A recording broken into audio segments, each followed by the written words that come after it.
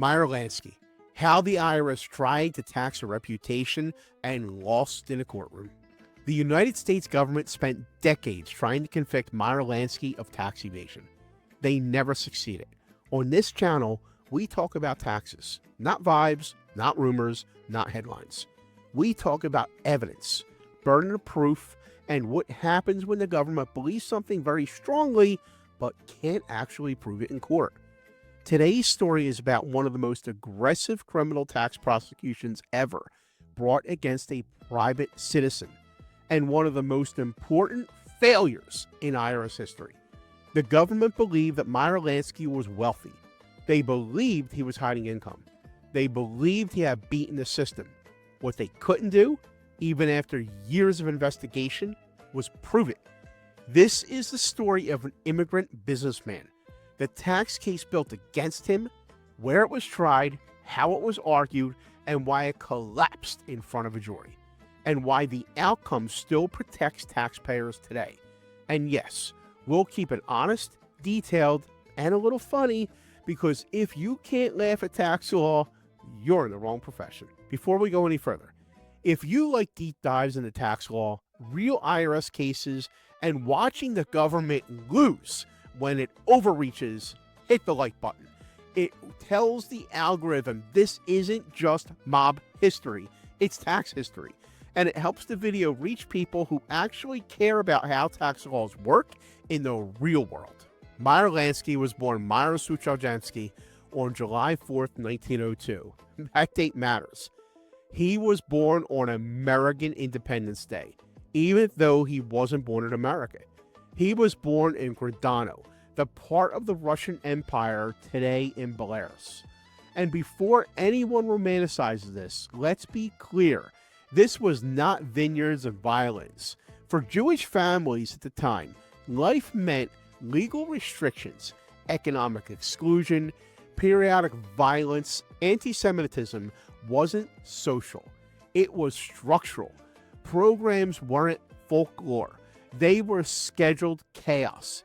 His parents, Max and Anna, were Eastern European Jews facing a simple equation: stay and accept permanent limitation, leave and risk everything. So they did what millions of immigrant families did. They left. In 1911, the family came to the United States, not for luxury, not for schemes, not for loopholes. They came for safety, work, and the hope that their children could live freely. Same reason Italian families came. Same reason Irish families came. Same reason Ellis Island was busy. This matters because it frames everything that follows. The family settled on the Lower East Side of Manhattan.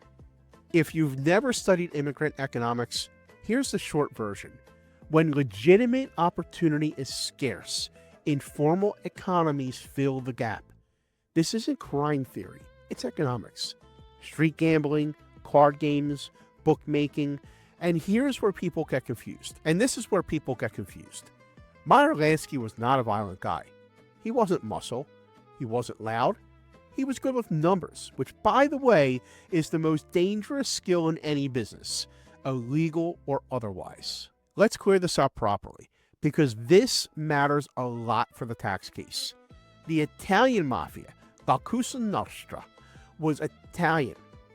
Membership rules were ethnic. Hierarchy was Italian. But organized crime in America was multi-ethnic.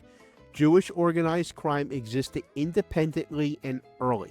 So did Irish groups. These weren't guest appearances. These were parallel systems.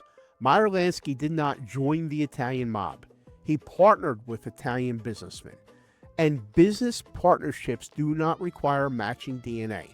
This distinction becomes critical when the government later tried to say he must own everything because he's involved with important people. That assumption, that partnership equals ownership, is where the tax case begins to rot.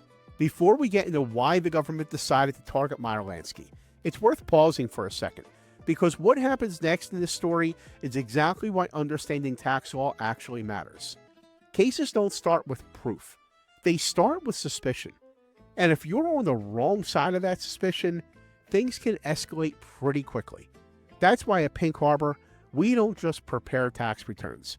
We represent clients directly in front of the IRS, handling audits, investigations, and complex tax matters all over the world, completely virtually.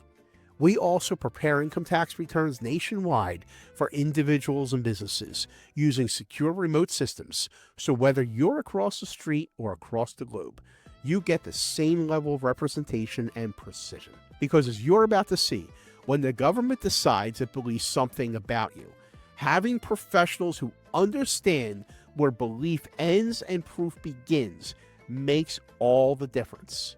Now, let's get into why the government set its sights on Lansky in the first place. After Al Capone, the federal government learned a lesson. You don't need to prove a crime. You just need to prove income.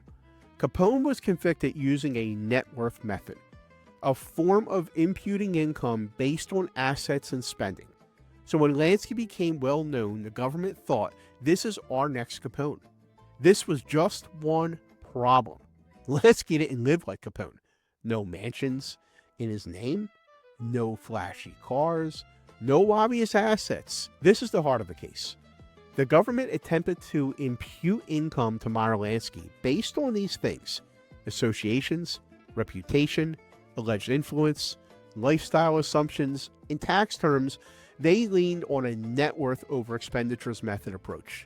In plain English, you must be earning money because of who you are and who you know. That method is legal, but it's brutally difficult to win because the IRS must prove a few things: a reliable starting net worth, actual ownership or control of assets, actual expenditures traceable to the taxpayer, no non-taxable sources, and they must prove willful intent. Miss one and you lose, and they miss several. Quick question for you, and I actually want your take on this. Do you think the IRS should be allowed to impute income based on reputation and lifestyle, or should a criminal tax cases require hard proof every time? Drop your answers in the comments. I read them all, and a lot of future videos come straight from these discussions. This was not tax court. This was a criminal tax prosecution in the federal court. The case was tried in the U.S. District Court for the Southern District of Florida in Miami before a grand jury. That matters. This wasn't a bench trial. This wasn't an IRS administrative proceeding. This wasn't trust us, judge. This was beyond a reasonable doubt. 12 jurors, evidence rules, burden fully on the government, and juries that don't convict on vibes.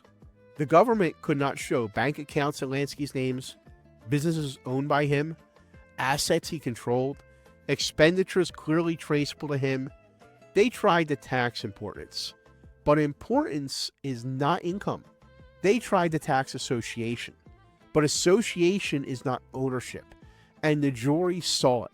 Lansky was acquitted, not on a loophole, not on a technicality, on lack of proof, which, inconveniently for prosecutors, is how justice works. If you're finding this breakdown useful and you want more real cases where tax law actually matters, make sure you subscribe. This channel isn't about IRS scare tactics or horror stories. It's about understanding the rules, the limits of government power, and how tax cases really work in court. New videos drop regularly and focus on tax law, tax enforcement, and real-world problem solving. Here's the part that tax professionals quietly smile at. For years, Lansky reportedly complained that people thought he was wealthy. There's a quote attributed to him: "I don't have $1. I wish I did." When he died in 1983, his estate was reportedly modest. No vaults, no hidden empires, no Capone-style lending. As for charity, unlike Capone's very public soup kitchens, Lansky was known by many accounts to give quietly without spectacle. Not for headlines, not for goodwill, just help, which frankly is how most real charity works. This case just didn't end with an acquittal. It changed how the IRS builds criminal cases permanently. Before Lansky, the government believed it could do this. If someone looks rich, sounds rich, and knows rich people, then they must be rich and therefore taxable. Lansky's case proves something dangerous for prosecutors, that logic collapses in court. And ever since then, IRS criminal investigations has been forced to grow up. Today, CI is obsessed with three things, and this is not accidental: beneficial ownership, paper trails, actual financial control. Not reputation, not headlines, not everyone knows, because everyone knows doesn't survive cross-examination.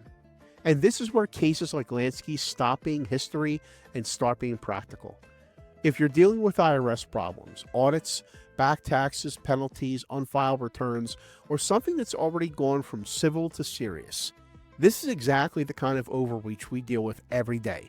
At Pink Harbor, we specialize in resolving complex tax problems. That means working directly with the IRS, understanding the limits of their authority, and making sure cases are handled based on facts and law, not assumptions. If the IRS is making your life harder than it needs to be, we can help you navigate it the right way. Why beneficial ownership exists? Beneficial ownership rules didn't come from nowhere. They exist because of cases like Lansky. The government learned the hard way that being around money is not the same as owning it. Influencing decisions is not the same as controlling assets. Partnerships do not automatically create taxable income. So today, the IRS doesn't just ask who's involved. They ask who actually controls the money. That's why modern cases drill into LLC operating agreements, signature authority, who directs payments, who bears economic risk, because Lansky showed them that control must be proven, not assumed. Why paper trails matter so much now. Another lesson the IRS learned the hard way: you can't convict someone on absence. In Lansky's case, prosecutors kept saying he must be hiding something. Courts responded with, then find it! Today, that's why the IRS wants bank records, wire transfers, emails, text messages, accounting records, third-party confirmations, because we think you earned income is not enough. They must show where it came from, when it came in, who controlled it, how it was spent. That obsession with documentation, that's Lansky's legacy. Why financial control is everything. Lansky taught the government that control is the taxable event, not proximity. You don't get taxed because you're respected, you're influential, you're connected, you're feared. You get taxed because you control income. You decide where it goes. You benefit economically. Modern tax prosecutions live or die on that question: who had control? If the IRS can't answer that clearly, the case falls apart, just like Lansky's did. Why this protects regular taxpayers today. This case just isn't about mob history. It protects business owners, partners, family members, advisors, anyone associated with someone under investigation. Because without Lansky, the government might still be saying, you're close to the money, therefore it's yours. Instead, today, they have to prove it. And that's why audits take longer. That's why subpoenas are broader. That's why CI cases are slower but stronger, because they're not allowed to guess anymore. The line that still haunts prosecutors. Lansky's case left the government with a permanent scar. You cannot criminally tax a reputation. And every time the IRS backs off of a weak criminal referral, every time CI says, we need more documentation, every time a case gets downgraded from criminal to civil, that's this case echoing forward. So if you've ever wondered why the IRS asks for everything from everyone for no obvious reason, now you know. They learned the hard way that juries don't convict on vibes. And if the government ever tries to build a case against you based on how important you seem instead of what you actually earned, Meyer Lansky already fought that battle, and he won. And just so you know, we don't only handle tax problems. Pink Harbor also prepares income tax returns nationwide, completely virtually. Individuals, businesses, complex returns, all handled securely without you needing to step into an office. So whether you're dealing with the IRS issue or you just want your taxes done right for the first time, we've got you covered.